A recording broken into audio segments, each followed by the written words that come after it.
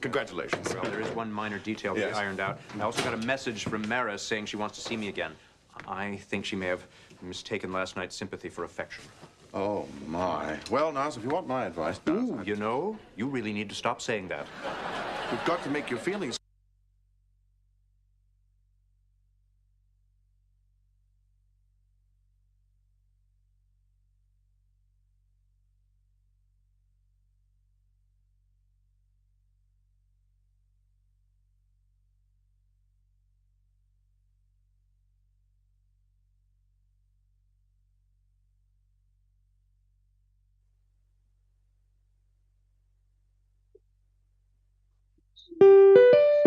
My computer is not enjoying me. You what? Kind of gross.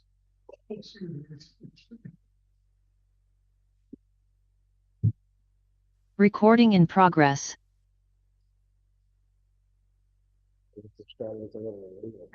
Yeah.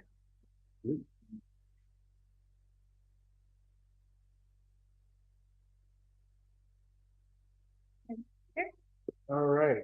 Hello, welcome everybody to our annual Board on the Road Regional Board meeting. We find this to be an important tool for our region to allow elected officials from all the areas to get to know the citizens from a specific electoral area, in this case, electoral area B, and to learn about the services we provide to them. Today, we're joining you from the Paradise Exhibition Grounds, one of Catholic Regional District's parks, located in beautiful Area B, as I mentioned. We were just provided a tour, fantastic tour by President of the Paradise Exhibition Park Society, Matt Lister. I'd like to formally thank him and the Society for all the good work they do out here to provide this park as a wonderful community asset.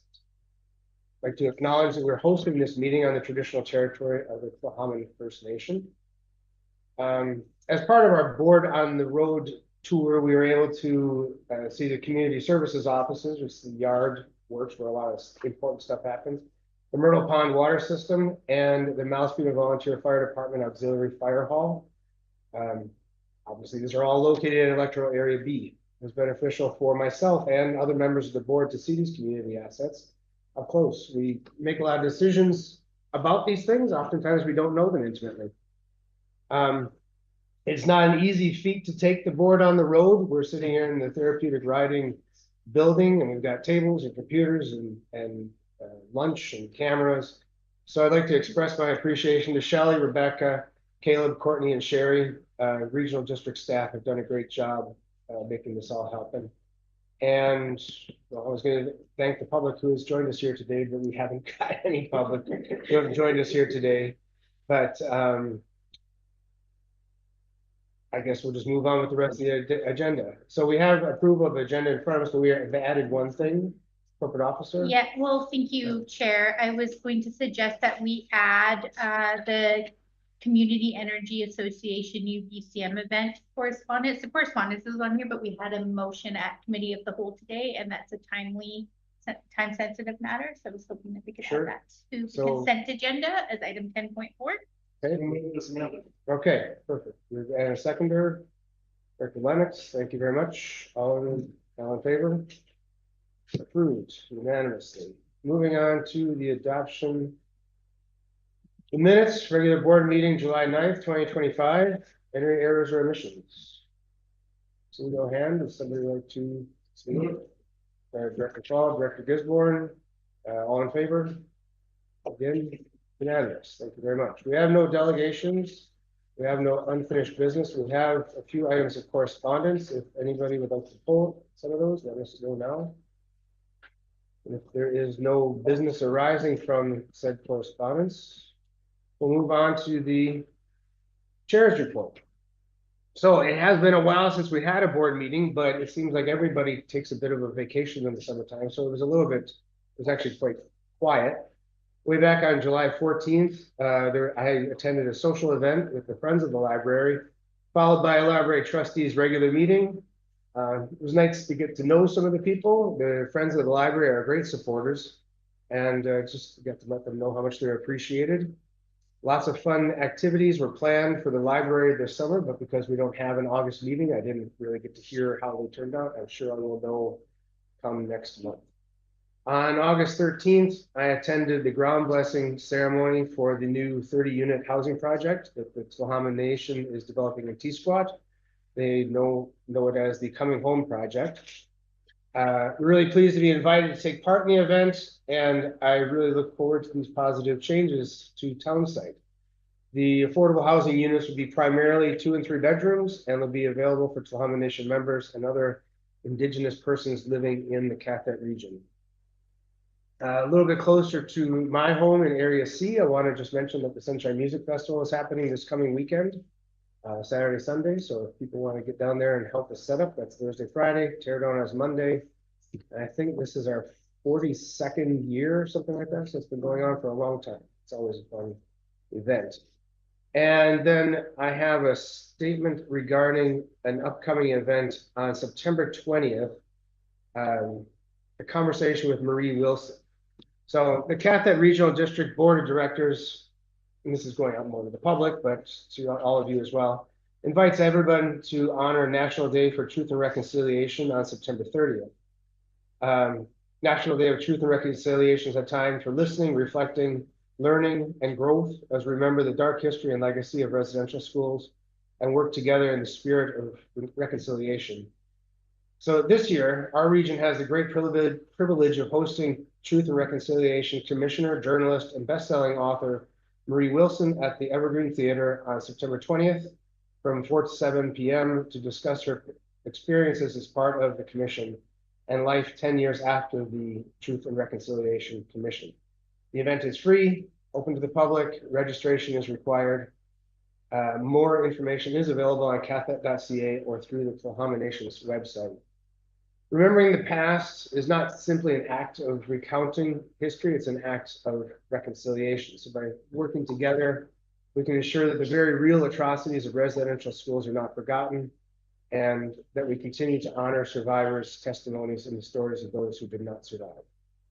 So I'm saying we stand together with our First Nation governments, colleagues, friends, and neighbors in remembrance and sorrow, and with the commitment to building a better future together.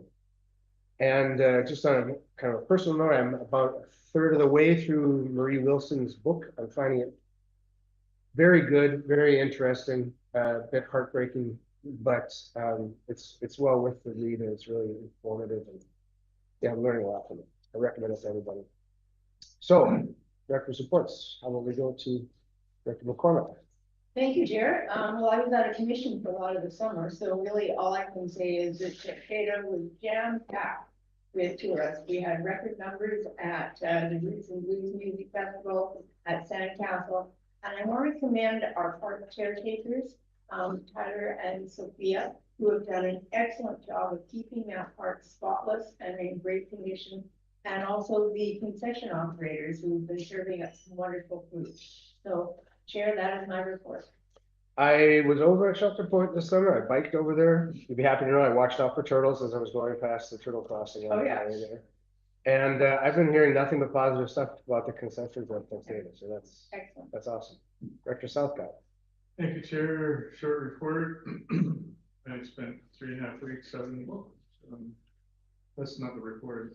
I don't have much more of a report, but a week or so ago on Saturday, there was a birthday party for a community leader who was mayor of the city of Colorado for, I think, 4 terms, Stuart Alsgaard.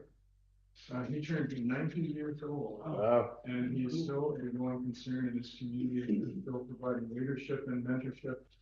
I can say that because that's what he's providing for me. It was preceded by a day of an event at VIU called Talks and Tides, which covered a spectrum of conversations, probably about 60 people, just community conversing, something I was delighted to see. I think this is something we need to see more of. And so I was really happy to be involved in that. And that's my report. Thank you. I was chatting to Stuart at the ground blessing ceremony over in town site there. 90 years old. I can't imagine that guy's got so much energy. It's just astonishing. It's fantastic. Director Paul. Thank you, Chair. I had few things. Looking back when we last reported, which was the end of June, so Mhm. quite a bit happened. So the end of June after our last meeting, there was the annual dance show that had 2 showings that I was in. Hardly, but that mostly better dancers dancing around. It was fun. It's always good to check one's ego at the door. At the beginning of July, a resident of the city, Eugenie, turned 100. She had her 100th birthday, and it was actually, she's a very politically oriented person. It was great because Gord Johns, our MP, came over, and then he went over to visit her, and then he met with me and one of the office trustees, and then we went over there, and she just said to me, "Don't you have a meeting?" And I was like, "I already met with the MP," so she was very happy, and she had displayed, she had a little whatever notes, I guess, from the Prime Minister, from the Premier, from the MP, from the Governor General on behalf of the King, and she was just, and she's just had an open house for 5 days. People could drop by, and she was just sharp, sitting there, 100 years old. She's telling me all about how she's involved in the NDP back in the 70s and stuff. As soon as she sees me, she started. But remembering telling me stuff was pretty good. It was quite impressive. Next weekend was Arts Fest. The Arts Festival occurred. It's always a great 2-day event. The hall, super well attended. Middle of July, Coastal Invasive Species Committee had a meeting, and also another meeting last week, so a couple meetings for them. They're the executive directors on maternal leave, which is great. She's had her baby, deputy assistant, one in place, but everything's going well. They're dealing with invasive species across the region, districts, and local governments. July the 14th, I attended the Ski Local Trust Committee meeting. Our OCP is still ongoing. It's still process, but the big issue they're dealing with is, which became a little controversial, is a private dock that an individual made, built without having the proper zoning, and then subsequently applied for land use bylaw amendment, and it kind of became a big political hot potato, and then the local trust committee chose to finally deny it, and so it's kind of a challenge. Of course, there's people who want it, people who don't, so it's a very hot topic. Lots of people showed up, and 40 people showed up at the meeting. It was a little tense for them. I was, just as happy to be on the hot seat for that. In July, late July, we hosted a traveling circus called the Aqua Chautauqua. So it's and they call it O Canada Aqua Chautauqua. So O EAU and O Canada. They're coming from the U.S. Where they came from the U.S. But it's circus people. They O Canada because they traveled by Aqua Chautauqua. They traveled by water boat. Came up to the ski, and they traveled. They played in mostly on islands. So Salt Spring and Pender and a few other Gabriola. I think in Pearl Bernie. But they started on the ski. They have a connection there. About 30 of them camped at my place. So it was active for several days. And Chautauqua was very interesting. It's a combination of service, entertainment, and education. So they traveled there. It's no monetary involvement. They get free accommodation. They cover all their expenses, but they also get people donating. So they put on a show, which was great by donation. They put on a parade that marked through the market, which was fantastic. They did some work. They chopped firewood at the hall and at the art center and replaced a bunch of metal screws on the metal roof of the community hall. So that's their service. They put on some educational sessions and training things. It's a really fantastic group. Non-monetary, paid for, funded by other sources, but really fantastic. If you ever get a chance to see a Chautauqua, it's great. The market, which I mentioned, the market's been great all year. It's actually the last one's this weekend, the long weekend, so they're ending a bit early this year, but it's fantastic. Late July, Marimba on the dock. Mesquite has a 30-year running marimba band. This year they do a little fundraiser, set it up on the dock. Last ferry leaves, or arrives, I should say, and then have 100 people on the dock dancing. Early August, and contributing money, but mostly dancing and music was great. For the sunset. Early August, firefighters picnic was really great. Usually there's 300 or 400 people show up at the Teapot House near the Last Resort Society there. The health center, really, music and so on at the fire. This year, the LIBFD, they're trying to share the burden. Everyone gets tired over years of organizing these things. It's so good. So they're kind of sharing it a bit, the load, and some other organizations help put up booths and fundraising and taking on parts of it. So LIBFD was getting some funds raised, but also other groups were raising funds for various societies, which was really nice, and sharing the burden around. And the ferry committee was meeting, this ongoing ferry. The ferry's still been running, but it seems like quite a thread sometimes. So we got a new captain, which is great. But it's always ongoing issues. But so far so good. This is one of the two big things. In the middle of August, the Ski Island Internet Access Society had their EGM a couple weeks ago, and also they're continuing on going concern, which is great. Providing the internet that I use to access here, so it's actually for Zoom most of my meetings. So it's really good that they keep going, but that's also got its own challenges. And with that, I'll Well, summertime things don't slow down on the ski, do they? I gotta know though, your elder that turned 100, how many years did she spend on the ski? Oh, probably 30 or something. Oh, okay. So she didn't grow up there. Okay, all right, just curious. Great, Director Gisborne, go ahead. Thank you. And as the director of Area B, I'd like to welcome the board to Area B for their board on the road. I know there's not really many constituents from Area B here, but that's kind of one of the challenges with being out here. I actually had a town hall, so one of my directors reported I had a town hall a few days ago. I scheduled it for 4 o'clock on Monday weeknight, and the most consistent feedback I heard was, well, we can't make 4 o'clock. It's a bit too early in the workday. It's been a busy summer. I've been hearing like excavators and skid steers and tractors from my place, not all from my place, but I'm hearing them all up and down the valley as everyone's working hard. Myself, as director, I attended the Heritage Conservation Act Transformation Project on August 12th. I wish there was some comments I could make, but one of the things they requested was that we keep the information confidential, so we'll hold off on that one. I also had quite a few concerned phone calls related to the Murray Pond water system that is on stage 4 water restrictions right now. And there's quite a bit of, naturally upset individuals down there, especially with the way that we do the Myrtle Pond local area water system rates and regulations, bylaw number 117, which essentially charges the residents for 30 cubic meters of water a month during the summer, whether they use it or not. So one of the things that we've heard from our staff was that I believe there was a small group of folks that are using over 36 cubic meters in the month of July.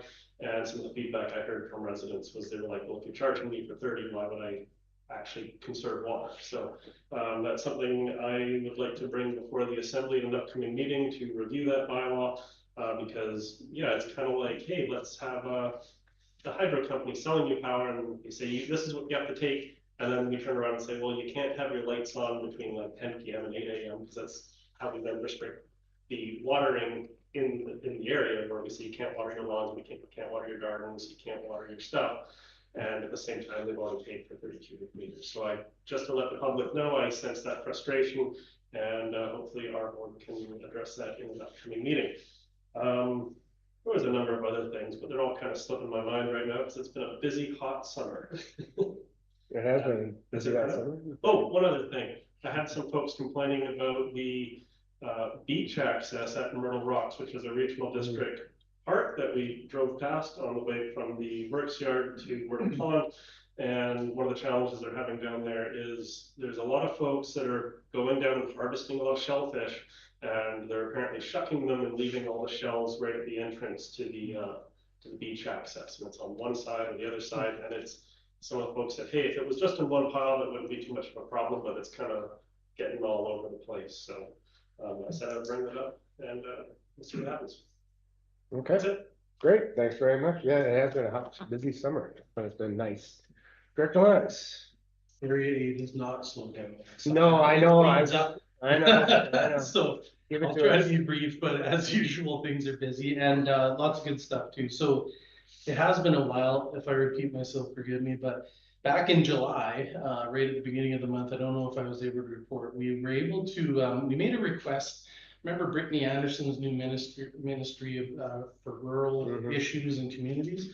And we made a request quite clearly to bring us together on improvement districts, but specifically Lund Water.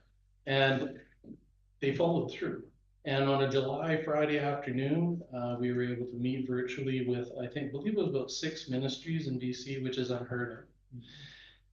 Several of them were ministers, a couple of them were assistants, and I really believe, at first I want to give Chair Brander, a lot of credit, your synopsis of like the lengthy history, the complexities, and really the simple realities for the users was a great explanation.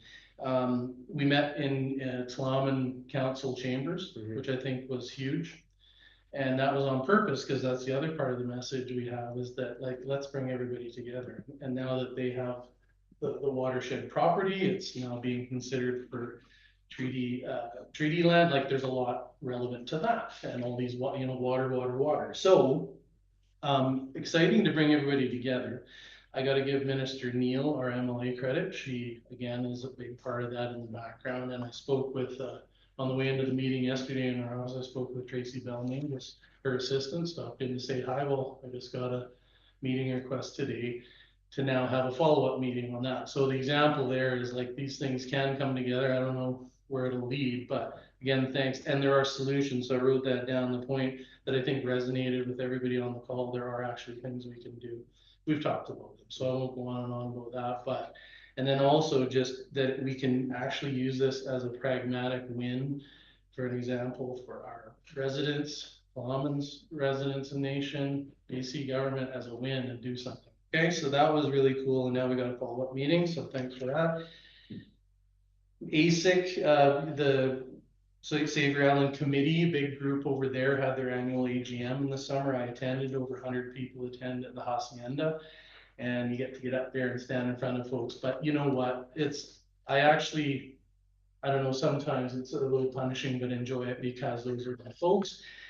And they're, I think I rattle, as I do with you, I rattle through quite some of the things we do at the regional district that people just aren't aware of, right? That we're accomplishing out there. I think that helps. And then of course, all the things, the OCP is a big one. So I got feedback there as well, but about a whole bunch of other things. And there was some motions that they made coming out of their AGM that are going to be coming before us. So I'll touch on that. In July, staff and our consultants helped to provide an open house on Savory at the Hacienda. That's kind of in the middle of the island. It's a larger facility. They're a private property owner. It's big enough to meet. So we had an open house there. There's a lot to talk about there. We had another group presenting information I mentioned yesterday, presenting kind of more detailed information about potential impacts, about regulation versus non-regulation. So that was very much in play. Again, I gotta give credit to our staff and consultants, because there's a format we had to stick to. Not everybody agrees, but we worked our way through it. And in the end, we are sort of getting a lot of positive comments about keep going. You're like, it's, you know, we'll get there. And we are listening. You've heard clearly that people want to extend the process, and we'll get to that. Lots of emails and calls on the same thing. So it's been a lot over the last couple of months, but you can tell people are totally engaged, and they're totally expressing where their fears are, at least. And then there'll be a time and a place when we get a draft document that we can say, okay, this is what we're actually talking about. Virtual open house I missed on the 5th. I've had a lot of stuff going on in my other job too, which kind of complicated matters, but I appreciate our staff helping to make that happen virtually, because a lot of people couldn't attend the open houses, so they get to do that. And there's more coming. Our frequently asked questions are very important for that. ASIC also has been advocating and meeting with Ministry of Transportation and Transit, and has been copying me in on some of the meetings. Remember, we met with them at City Council chambers, whenever that was, and then I met with them again virtually with ASIC about Savory. Savory's very detailed, comprehensive list of suggested improvements for the island, and actually, again, things that can be achieved. In the end, MOTT, I'll just be honest, wrote a lengthy response that was pretty much, we can't do much more than we're doing. I'm kind of summarizing, but it's a little frustrating. The committee will take that away. And again, this is the long-term game. And as you know, this has been going on for 30, 40 years. So we'll continue to do that. And our local folks are constricted by what we know constraints.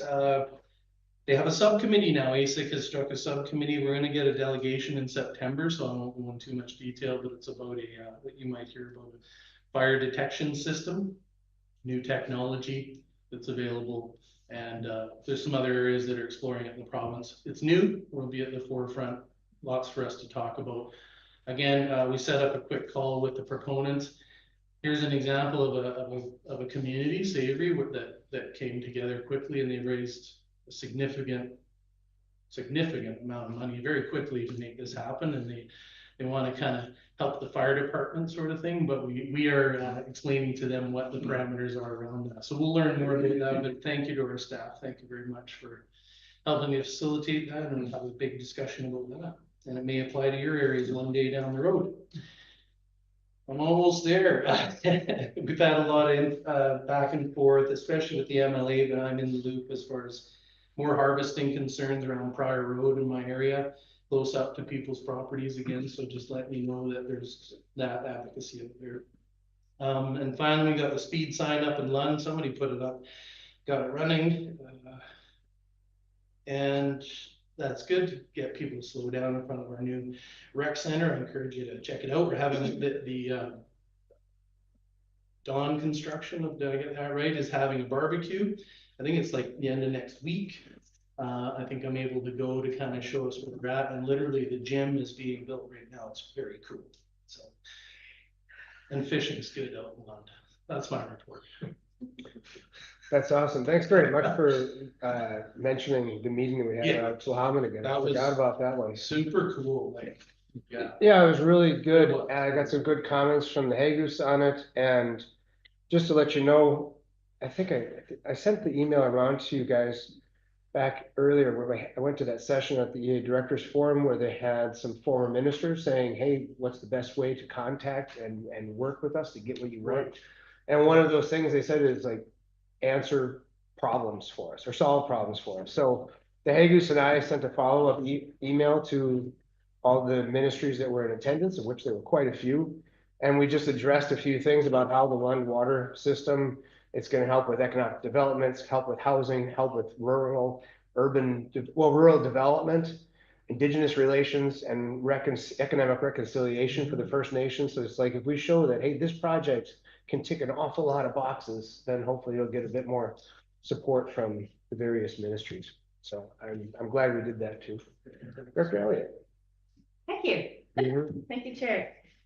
So I did do some vacationing on the summer months, so it did downsize some of the activity I could do in my own community, but I attended our Blackberry Fest on October 15th. Windier than usual, turnout slightly less than the previous 2 years, but still extremely good. I think people really enjoyed it. It was a Blackberry Fest this year, and it seemed like there was a lot of people out there that were happy with the turnout. And I also wanted to say that I attended just on Monday the community action team that was hosted in Communi by, and I'm gonna butcher the word, but I'm gonna do my best. Esseiva is their organization for harm reduction, and where they do all of their community outreach and participate on the TipCat in Communi. And they hosted, and they gave us some updates about the Alano Club building. They're going to operate all of their harm reduction out of that building coming up in the near future, and they have offered to host more of the CAT meetings at that location in Tiswa.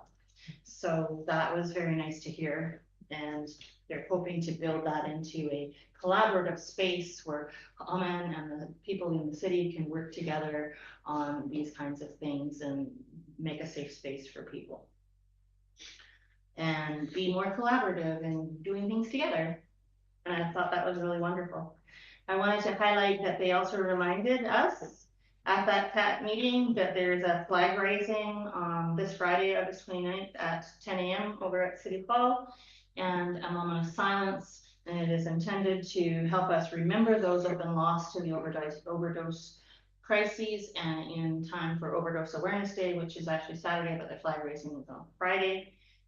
We had at our last council meeting, the mayor did a proclamation for that being Overdose Awareness Day in Power.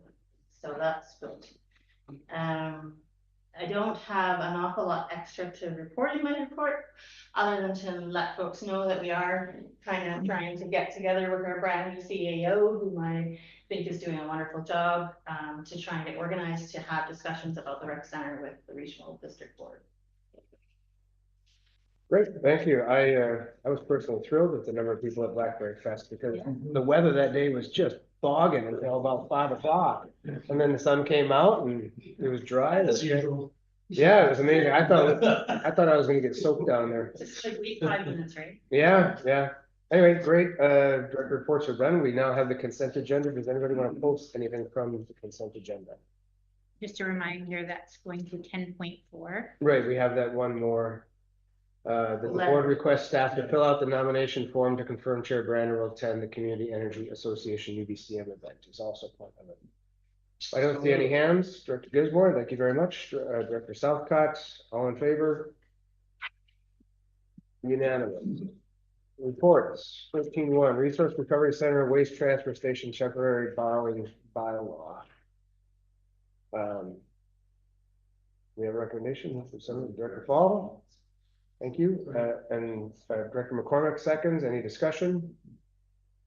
Director Fall? Just through the chair, if I may, it might maybe use a request that I see screen in there, maybe just to, because I read, this is not new borrowing, so people watching, this is being just to carry through what we already committed to, but maybe this request through the chair for this meeting might give a few words so that it's clear to the listening public what we're doing here. Sure, Ms. Grinnan. Oh, you're muted. Sorry, thank you. Yeah. Thank you, Chair. Through the chair. Yes, this is what this bylaw is intended to do is to allow us to borrow temporarily.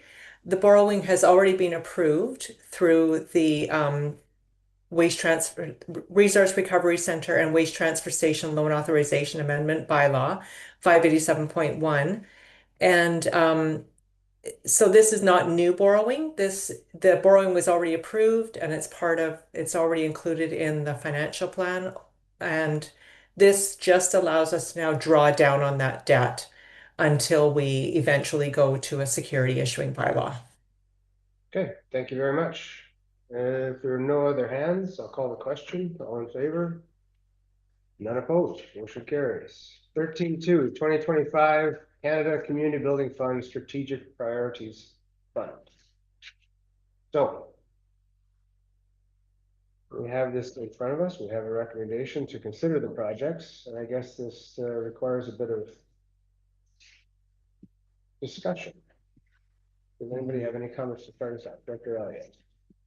So I was noticing toward the end of the report, one of the recommendations was, or options was, that we should just make application to all of the projects and let the funder decide which project they would support.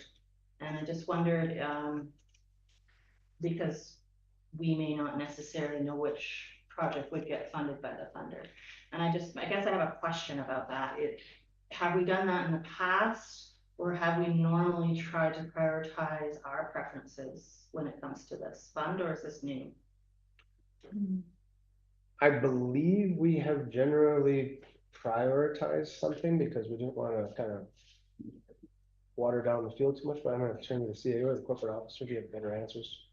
Know the history of it. Through the chair, in the past, I don't know if it's this particular grant, but in the past we have submitted multiple applications, and I think only on one occasion I think we were successful.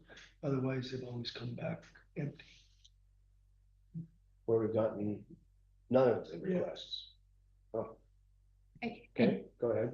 To follow up, I think the report also outlines how they have previously awarded grants, and typically communities receive one grant. There's very rare occasions where a community has received more than one grant. So I think that's we would submit, if we submitted all three plus the capacity building project, we likely would receive funding. No, but would we have better chances of receiving funding for one of them? or worse chances. That's, I guess, We that may was the not be the heart of right my people question. Yeah. to answer. That's a hard call. But I don't know, just Director Lennox, do you have any comments on this? I do, obviously, I'm a little biased just because of, obviously the report is indicating something that's near and dear to me, and obviously we're talking about a lot about what grant funding different projects can access, and I guess where I'm going with this, a few things. Tla'amin, I understand, and it's important what their project is. First, when I look at the three things, if I just try to be a little bit objective, I think about must-haves versus nice to have. And the two things that stand out are fire sprinkler system, again, safety, very important. And then the water, again, is primacy. The pathway is important, but it's sort of in that risk ranking to me. So I don't know if that's a part of our staff's calculation for the recommendation. The second part of it is the stacking, and where this came up actually even recently and during that meeting that we had with these ministries and Tla'amin and their CAO, you know, we're asking these, you know, there's limitations with the funding streams because it puts such burden on the users. Where I'm going with that is the stackability of this is very attractive, in particular for Lund, probably for the other projects like the pathway. And so I see the value in applying for them and being very clear with all those other stakeholders to say, and the reason is because we need your federal support to stack with these other things that actually get it done. And then they understand, like, okay, it's not just the QRD is my point, is some of these projects have bigger requests. And then conversely, Tla'amin's making a request of us to basically make an application for a project that benefits, you know, or that's in their wheelhouse. It has benefits to my residents and other people as well, of course. And but would we then be able to ask them to make an application for the Lund water? You see where I'm going, the water improvement district, to then conversely stack that grant. So it just makes me think of, like, the stackability was an interesting thing because that's not usually an option. I just want to bring that out to the group. I'd like to support all three, and I see where Director Elliott's asking, like, why wouldn't we ask for all three? And maybe we should, but I think defining it within the application, hey, just be aware this Lund thing is a whole other thing. There's other people, stakeholders, First Nations, grants. You see what I mean? Like, it's not, they're not all the same, and then that reverse stackability, and there's power in that. Like, if we can help Tla'amin, awesome. And then, but if Tla'amin can help us, which we talked about, that's awesome too. So, I've got a question for staff real quickly here. So we've got the capacity building project and then the capital projects. Are those considered, do we know if those are considered separately, like they're two different streams entirely? So we can apply for the capacity building project. That's just go for that one, right? Because it's only a single request, and it may not have any influence on whether we get the other three. Well, I see the first three are all very. I see Ms. Green's hand up. I'm going to just continue my comment here real quick.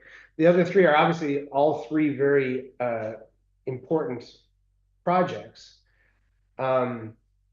We've been spending so much time on the Lund Waterworks, and it is so important to the people of the regional district. I think that for me personally, that would be the priority.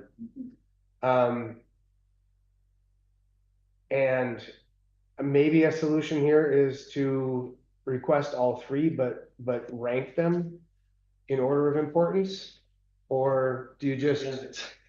You know, I really defer to the other directors. Obviously, I have a bias in this, but I do believe that before us, in the level of sort of urgency and cost and impact to the QRD, we need to take care of this issue. Yeah, and this is the way we can help. Sorry, we've been requesting meetings with ministers, and this maybe I could add this. I believe if this were to occur, it probably would be a really impactful addition to this discussion we're having with all these ministries, and really say, hey, look, this is what we're please support this, right? And then once you get all those people, and then all of a sudden So that's that part. Ms. Green, you had a comment, and then we'll go to Director McCormick. Thank you, Chair, through the chair. I just wanted to mention that when we looked at previous grants that had been approved, it does seem like a lot of times a capital project will be approved and a capacity building. So I don't think there's any, I don't think there's any risk in putting those in. And the other thing I wanted to mention is that in the past, when we've applied, we haven't had to rank the projects at the outset. So we can put all three applications in, but then we have had it in the past where they've come back to us and asked us to rank them. So that's why we thought we should get them ranked at the outset. Okay. Director McCormick. Yeah, although I'm usually talking about Texado when I say this, there's nothing more important than clean, safe drinking water. So I would rank the Lund project as the #1 project. I would rank the Twaman project as the #2 project. The fire sprinkler system will happen eventually. And if it was that critical to the building, it would have been or should have been built into the project at the beginning. So I'm willing to hold off on that. But particularly I want to support the Lund water as the #1 project that we need to move forward on. Director Fall, saw your hand up. So I actually concur with that. I think the rationale I'm thinking is capacity building is a separate stream, so that's just, yeah. It's a perk.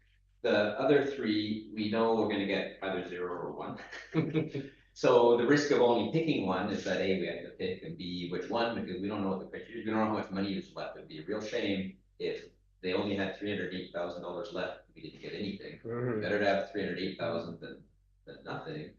But as Director McCormick has said, and as Director Lennox has also emphasized, water is really important, but also working with the thought and reconciliation. We don't know what, we don't have the information really to think about exactly, or to logically work through how would we prioritize these to have the highest chance of success. So I think it's actually makes sense for us to apply for all three, but right up front saying, you know, and I agree, water's life, so water first, and then the pathway reconciliation with the First Nations and building a record, linking that into bigger things, because this is a multi-use pathway, but it could be piece of, you know, we heard the delegation of, I remember a year ago, the whole trail idea, right?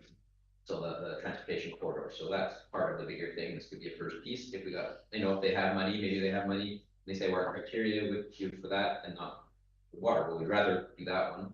That's where the money goes. And then the third one, sprinkler system. It seems like the real, more the most shovel ready, the most, you know, costed out 500 to 20, you know, down to $20. So I think it's really crisp. If that's what their criteria is, then we can at least have that maybe. So that's what I would suggest. Would you like to make that a motion? I'll make that as a motion. Okay, and anybody like to second that? You want the I think I understood. No, I understood. If I may, Chair. Sure. So we are going to prioritize Lund as 1, the multi-use pathway as 2, the fire suppression system as 3, and we will also submit capacity building project. That's a motion on the table. Yeah. Okay, and that's my second, Director Elliott. So thank you for that. I was thinking similar lines. I also had a question relevant to, we've received a letter asking us to support the Shoshone to Wildwood Trail or multi-use pathway. Have we thought about asking for a similar support from Communi for our Lund Waterworks district, given that they are, and you understand my question? Go ahead. Thank you. Through the chair, the Common Nation has indicated they would provide a letter of support for our application. Okay, that makes a big difference because the beneficiaries to that project are also when they do work on a reconciliation and all.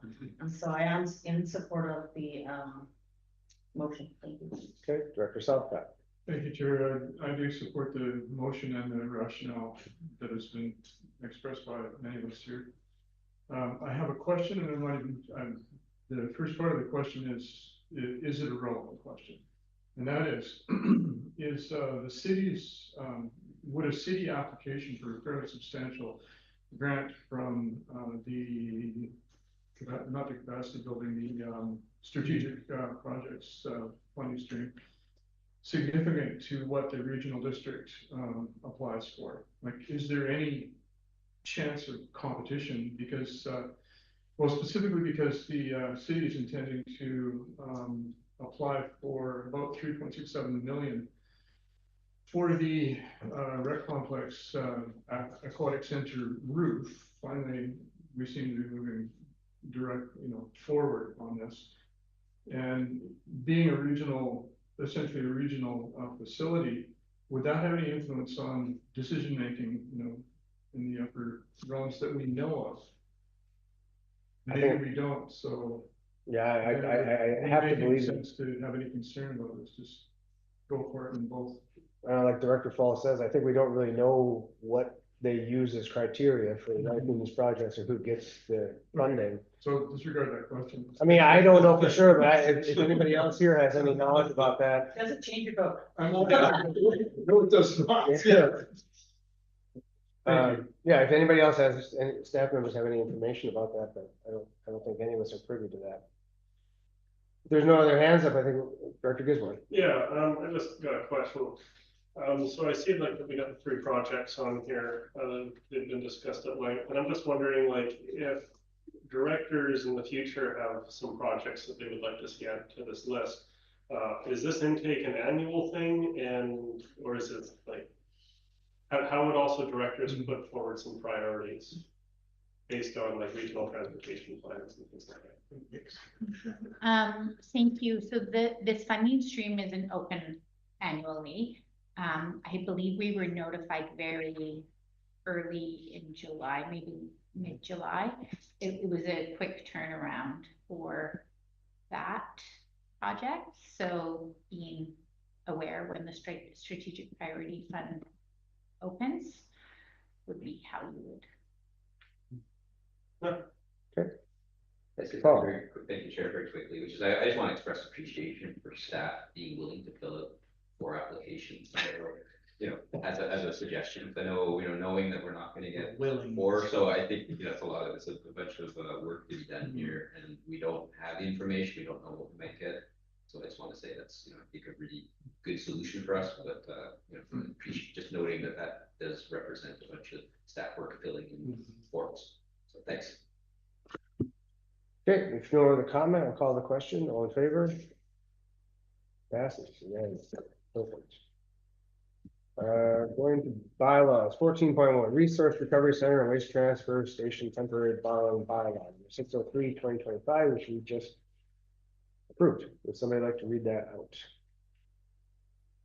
I'll move that the board give first and second reading of Resource Recovery Center and Waste Transfer Station Temporary Borrowing Bylaw number 603/2025. Seconded by Dr. Southcott. Thank you. Any discussion?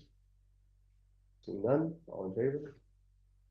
Unanimous. I'll move that the board give third reading of Resource Recovery Center and Waste Transfer Station Temporary Borrowing Bylaw number 603/2025. Seconded by Dr. Southcott. Discussion? Seeing none, all in favor?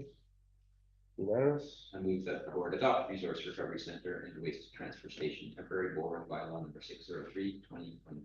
Seconded by Director Southcott. Any discussion? All in favor? Sorry, I'm jumping. All right. Unanimous. Perfect. Passed it. No new business. Question period.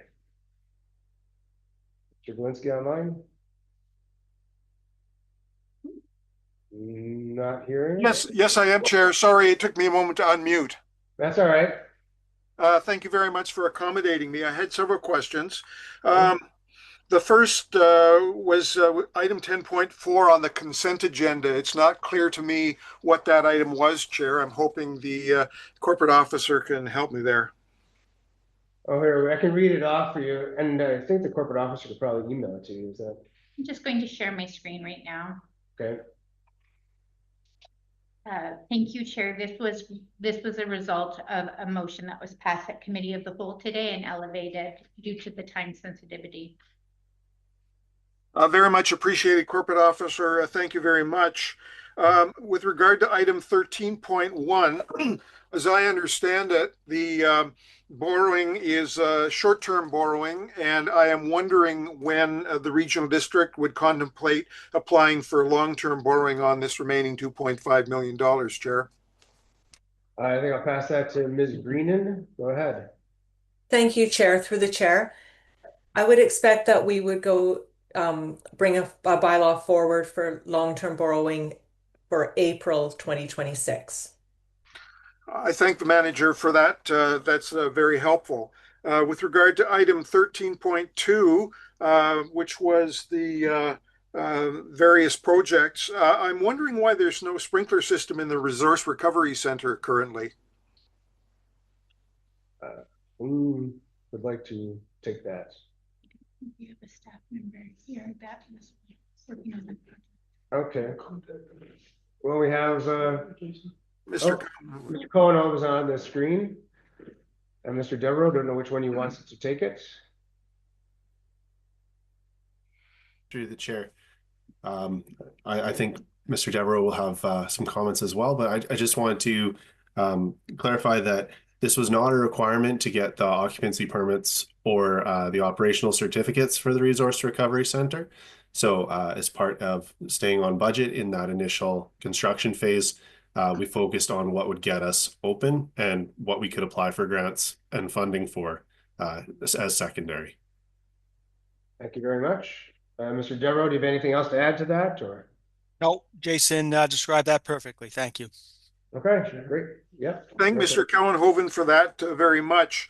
With regard to the Lund water system, I understand that there are funds already committed to this particular project, and I'm wondering if I could be reminded of what is in place already for the Lund water system. Should I pass that one to Ms. Green, or?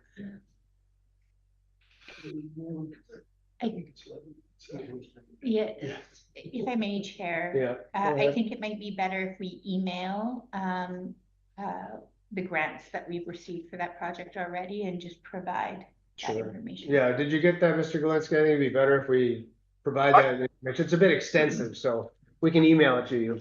I understand that, Chair. That would be optimal. Thank you very much. Okay. Finally, with regard to item 13.2, could the corporate officer repeat Director Fall's motion with regard to the prioritization of those particular projects? Well, there's one project under capacity building that we're going to apply for, but then of the three capital projects, the highest priority is the Lund Waterworks District, which is the LWD infrastructure components and Finn Bay looped water system. The second priority is the Tla'amin, I get put forward by the Tla'amin First Nation multi-use pathway from Tishosum to Wildwood. And then the third one would be from the Cathet Regional District, the RRC fire sprinkler system. I thank you, Chair. I didn't hear the original motion quite clearly, so I appreciate you pointing that out. Thank you very much for indulging me, Chair. I appreciate the opportunity. Anytime. Director Lennox, you have your hand up. Did you have a comment? Okay. All right. Great. So that is the end of question period. We do have an in-camera session. Director Griswold, would you like to read that for us? Yeah, let me just make sure I open the correct document. Okay, I move that the board move in camera, the meeting be closed to the public on the grounds that the subject matter to be considered relates to matters covered by the community charter under section 91, C, labor relations, whether employee relations, K, negotiations and related discussions respecting the proposed provision of a regional district service that at the preliminary stages in that the board could reasonably be expected to harm the interests of the regional district if they were held in public, and the consideration of whether a board meeting should be closed under a provision of this subsection or subsection 2, and 2, which is 90 section 2, a part of a board meeting must be closed to the public if the subject matter being considered relates to one or more of the following: B, the consideration of information received and held in confidence relating to negotiations between the regional district and the provincial government, or the federal government, or both, or between the provincial government or the federal government, or both, and a third party. Seconded by Dr. Elliott. All in favor? None opposed? Motion carries. We're going in camera.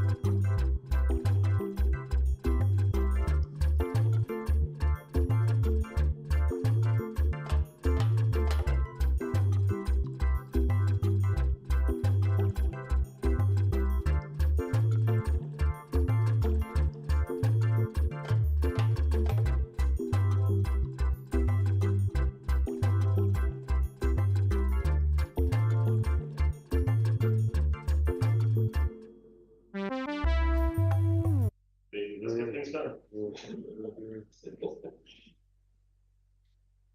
Recording in progress. Okay, the board would like to rise and report on the following. 1, the board directed staff to release the redacted staff report dated June 24th, 2025, titled QRD Fire Services First Responder Agreement and Compensation, end quote, with amendments made to protect confidential information in accordance with Section 22 of the Freedom of Information and Protection of Privacy Act. And 2, the board directed staff to schedule a meeting with Ministry of Health staff requesting equitable reimbursement of costs directly associated with the Catholic Regional District's 4 fire service areas delivering first responder services, including but not limited to volunteer honorariums, training costs, first responder equipment, mental health supports, and capital costs, authorizing and indemnifying the Catholic Regional District for patient transport, especially on the islands where there is no BCEHS presence, the province to address roles and responsibilities regarding air medevac infrastructure and appropriately fund, and indicating that the Catholic Regional District is declining to sign on to the current proposed BCEHS First Responder Service Agreement at this time, and not until the aforementioned concerns are resolved to the satisfaction of the Catholic Regional District. With that, we're at the end of our agenda and we are adjourned. Thanks very much for joining us. Recording stopped. I know, I'm really